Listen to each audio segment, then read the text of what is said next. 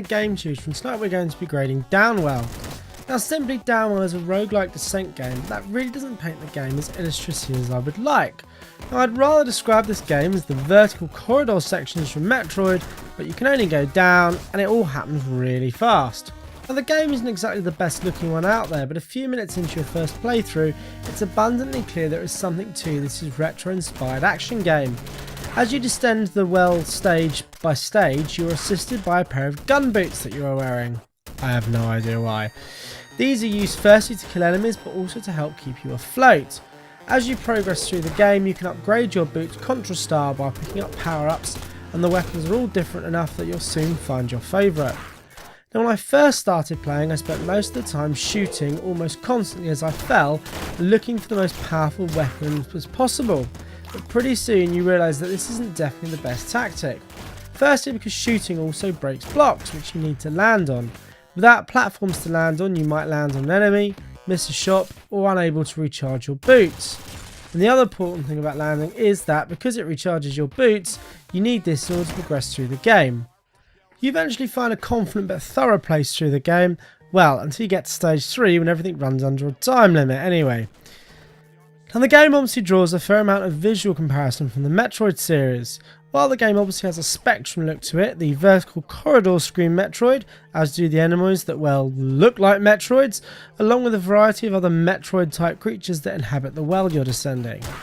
Now there are no continues in the game that spreads over 5 stages, each split up into 3 sections, and upon death you find yourself back up at the top of the well. At the end of each sub-stage you're given a choice of upgrades ranging from a jetpack that slows your descent, an ability that shoots bullets upwards when you collect gems, a knife and fork that lets you eat enemies to replenish health, and a drone that mimics your bullets as you fire. All power-ups and shops are in side rooms protected by time-freezing barriers. This is a good mechanic as it gives you time to recuperate amongst all the general craziness. As you play and gain gems, a number of different styles and palettes are also unlocked. Palettes simply change the visual look of the game, and whilst a fun little distraction, the original colours are by far the best, and I never really found myself inclined to use any of the other styles. The other unlockables in the form of styles. These slightly alter the gameplay, such as removing shops in favour of weapon upgrades, or giving you more health at the expense of power-up choices. Now while these do change the game slightly, I usually just found myself going back to the standard style. Now Downwell is hard, but it's incredibly addictive, and I found myself playing it again and again and again and again.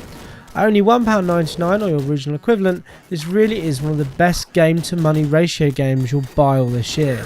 Downwell's fantastic, and I really cannot recommend it highly enough. See you later. Bye night.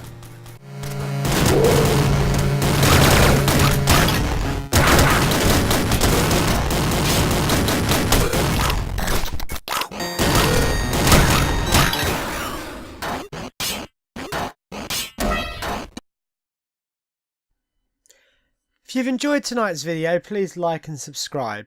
Remember to come and check us out at the GameTutor.co.uk where news, articles and videos are updated on a weekly basis.